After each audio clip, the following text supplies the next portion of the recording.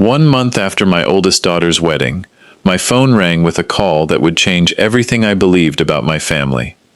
"Mr. Reynolds?" a nervous woman asked. "This is Caroline Thornton, the wedding photographer. I found something in your wedding photos. Something you need to see. Please come to my studio tomorrow morning. Alone. And don't tell your daughter." The line went dead before I could ask another question. For several seconds, I just stared at my phone. I had spent 40 years building Reynolds Hardware into one of the most respected family businesses in Phoenix. 3 successful stores, a comfortable home in Paradise Valley, and enough savings to give my daughters every opportunity I never had. I thought I had earned a peaceful life. Apparently, I was wrong. Before I could process the strange call, my younger daughter Wendy appeared in my office doorway, with her usual impatient expression. "Dad, did you think about the new car?" I rubbed my forehead. "We'll talk later." "My Honda is 7 years old," she complained. "Melissa just bought a Lexus. I'm embarrassed driving that thing." I forced a tired smile. "Later, Wendy." She rolled her eyes and stormed upstairs, slamming the bedroom door hard enough to shake the hallway. Wendy was 31 years old. She had moved into my guest house after her divorce, promising it would only be temporary. That had been 4 years ago. 6 months later, her boyfriend Benjamin moved in too. Neither of them paid rent. Neither of them had jobs worth mentioning. Yet somehow they always had new ideas for spending my money. A few minutes later, Benjamin wandered into my office without even knocking. "Wendy says you're giving her a hard time about the car." "I'm working," I answered without looking up. He leaned against my doorway as though he owned the place. "Come on, Pops. Happy wife, happy life." I looked at him for a moment. He wasn't even Wendy's husband. 4 years under my roof, eating my food, watching television in my living room, offering financial advice about money he had never earned. He grinned and walked away as if nothing was unusual. But something inside me felt different. Maybe it was the photographer's trembling voice. Maybe it was the strange feeling that something had been wrong long before that phone call. That evening, my oldest daughter Jacqueline stopped by unexpectedly. Unlike Wendy, Jacqueline had always seemed responsible. Successful marketing executive. Elegant. Confident. 1 month earlier, I had proudly walked her down the aisle and spent nearly $65,000 giving her the wedding she had dreamed of. Seeing her smile had made every dollar worthwhile. She hugged me warmly before sitting in my living room. "Dad, Samuel and I found the perfect house." I smiled. "That's wonderful." "It really is." She hesitated just long enough to sound polite. "But we need help with the down payment." I waited. $40,000. She said it so naturally that it sounded less like a request and more like a bill I was expected to pay. "It's a competitive market," she continued. "If we don't move quickly, we'll lose the house." I studied her face. Perfect makeup, designer clothes, confident smile, but something about her eyes felt rehearsed. "I'll think about it," I finally answered. Her smile weakened for just a second. "Think about it?" "I need a little time." She stood immediately. "Please don't wait too long." She kissed my cheek, told me she loved me, and drove away in her Mercedes. I stood in my doorway, watching the taillights disappear into the Arizona evening. $40,000. Wendy wanted a luxury car. Benjamin wanted me to keep financing his lifestyle. Jacqueline wanted a house. Everyone seemed remarkably comfortable spending money that wasn't theirs. That night I barely slept. Every time I closed my eyes, I heard Caroline's words. I found something very serious. The next morning I left, before anyone in the house woke up. Downtown Phoenix was already busy when I arrived at Caroline's photography studio. She greeted me with nervous eyes and locked the front door behind us. "I almost didn't call you," she admitted quietly. "But if I were your father, I'd want someone to tell me." My stomach tightened. She led me into her editing room, where hundreds of wedding photographs covered a large computer screen. At first, everything looked exactly as I remembered. Jacqueline walking down the aisle, Samuel smiling at the altar, friends laughing, family celebrating. A perfect wedding. Then Caroline opened another folder. These were taken 2 hours before the ceremony. The first image appeared. My heart stopped. Samuel, my brand new son-in-law, was passionately kissing another woman. She wasn't Jacqueline. She had bright red hair, her arms wrapped around him as if they had done this countless times before. Samuel looked completely relaxed. Not surprised. Not guilty. Comfortable. Caroline clicked to the next photograph. Then another. Different angles. Same embrace. Same intimacy. This wasn't an accident, she whispered. I couldn't speak. Finally, I forced out one question. Are you sure these were taken before the ceremony? She immediately opened the metadata. Timestamps. GPS coordinates. Camera records. Everything matched. These files are authentic, she said. I photographed them while testing my equipment from the terrace. I didn't even realize what I had captured until I started editing. I kept staring at Samuel's face. Only 2 hours later he had stood beside my daughter, looked into her eyes, and promised to love her forever. What else? I asked quietly. Caroline enlarged another photograph. This time I noticed the woman's left hand. She was wearing a wedding ring. Not only was Samuel cheating, he was involved with another married woman.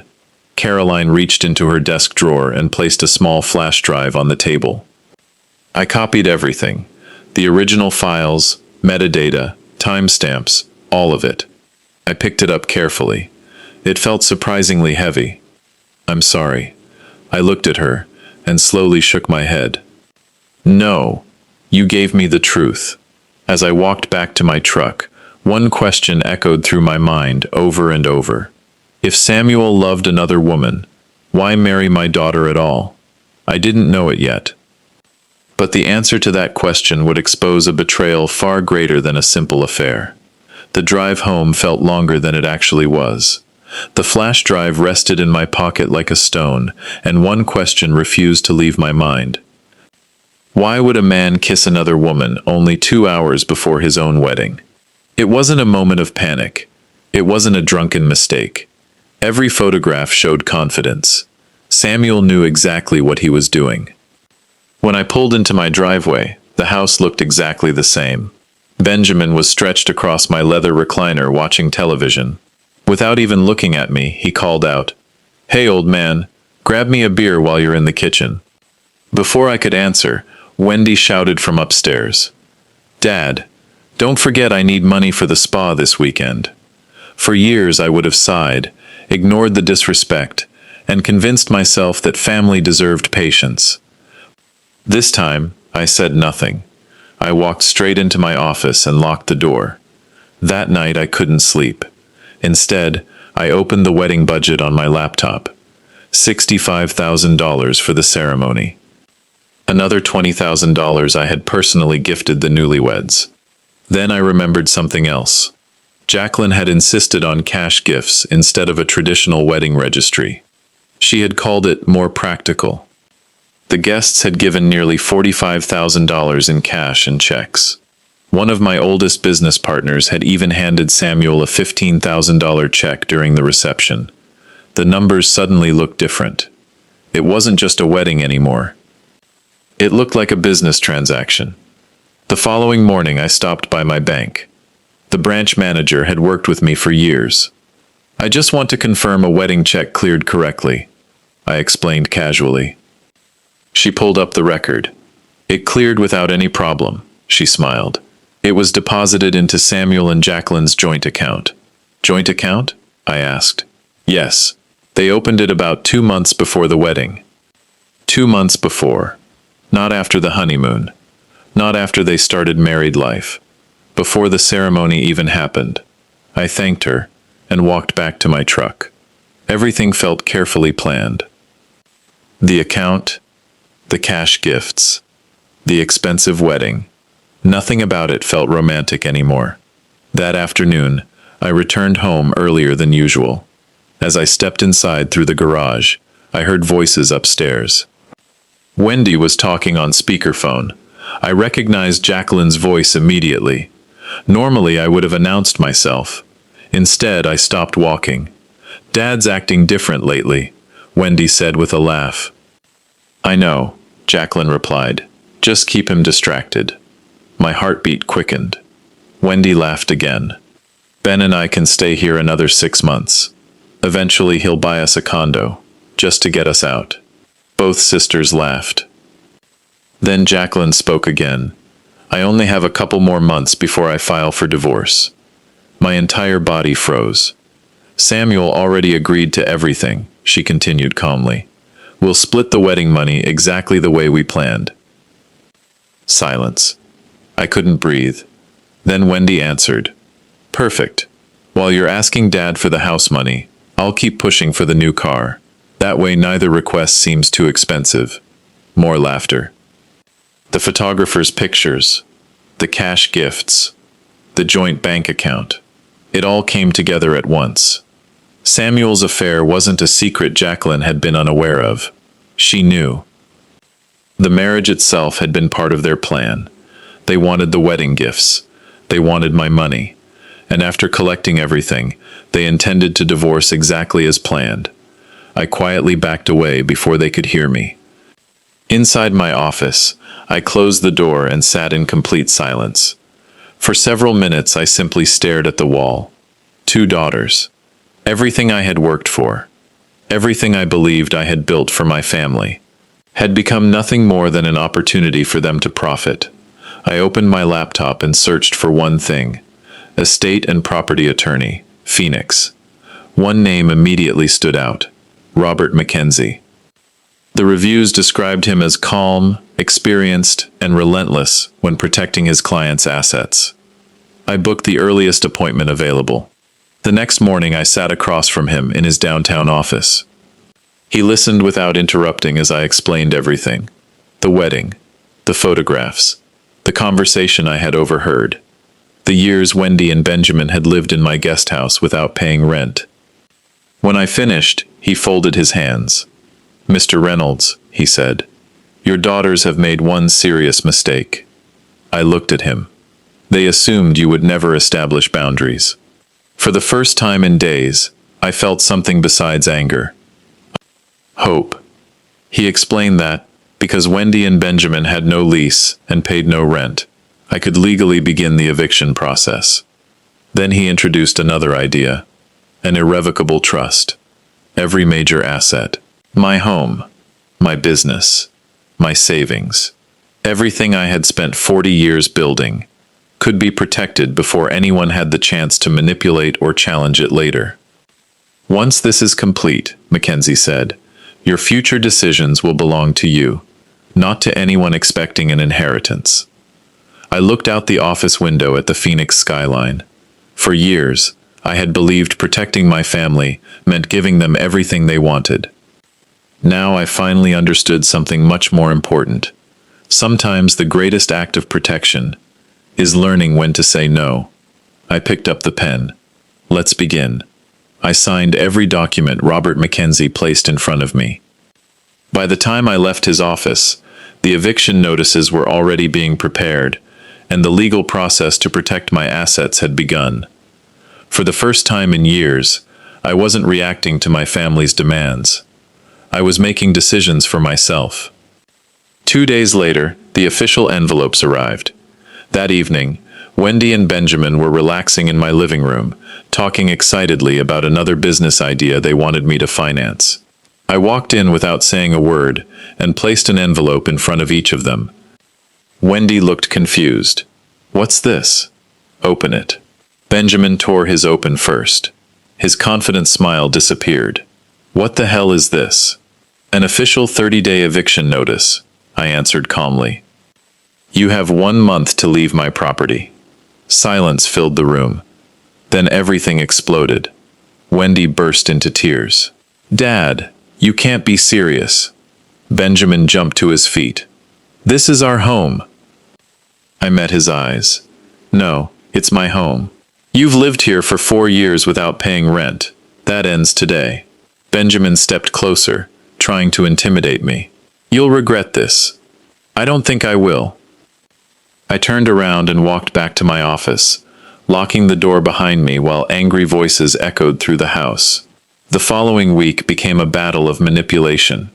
One day Wendy cried and begged. The next day Benjamin threatened. Then they offered to pay a small amount of rent. When that failed, Benjamin handed me a proposal, asking me to invest $50,000 into his brewery business. I handed it back with one word: no. Every tactic failed. Then Jacqueline called. "We're coming over for dinner," she announced. It wasn't an invitation. It was an intervention. That evening, all four of them sat around my dining table. Jacqueline smiled politely.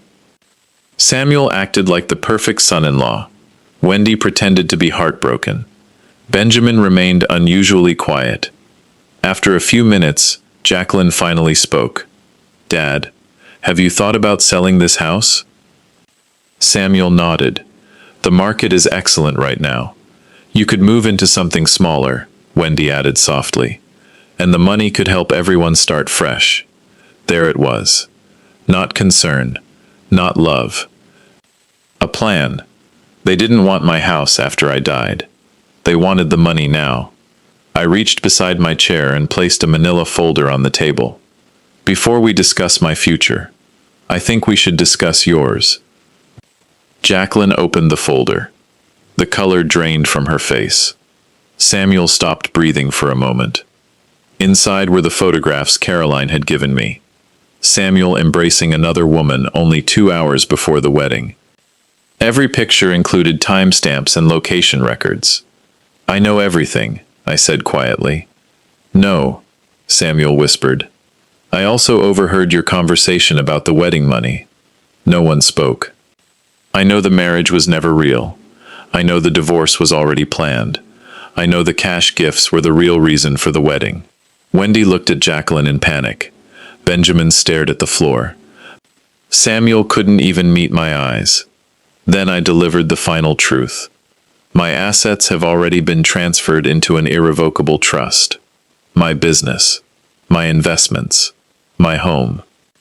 Everything. No one sitting at this table will ever manipulate me again. Jacqueline slammed the photographs onto the table. "You chose strangers over your own family." I stood up slowly. "No, I chose the truth." Without another word, I walked into my office and closed the door. Behind me, I heard shouting, excuses, accusations, blame. But none of it mattered anymore. 15 days later, the sheriff arrived. Robert Mackenzie stood beside him. Wendy and Benjamin had ignored every deadline, believing I would change my mind at the last moment. I didn't. They were given 2 hours to collect their personal belongings. Benjamin cursed the entire time. Wendy cried between packing garbage bags full of clothes. When they finally carried the last bag outside, Wendy turned toward me. "You'll end up alone." I looked around my quiet home. I already was. They just made me realize it. They drove away. For the first time in 4 years, my house was truly mine again. A few weeks later, Samuel sent me a message. He admitted Jacqueline had known about the affair from the beginning. The marriage had been nothing more than an agreement to collect the wedding money before filing for divorce. He even offered me money to stay silent. I deleted the message, blocked his number. Some truths no longer needed proving. Time moved on. The trust became official. My business remained secure. The house stayed exactly where it belonged. I began taking guitar lessons. I volunteered at the local senior center repairing furniture and helping people who appreciated kindness instead of expecting it. Then one morning my phone rang again. It was Caroline, the photographer. "I've often wondered how everything turned out," she admitted. I smiled as I looked across the peaceful Arizona sunrise. "You gave me something priceless. The truth." We agreed to meet for coffee the following week. After the call ended, I sat quietly on my terrace. The silence no longer felt lonely. It felt peaceful. I finally understood that justice isn't revenge. Sometimes justice is simply refusing to let people keep using you. The wedding photographs didn't destroy my family. They revealed the family I actually had. And once I accepted that truth, I finally became free.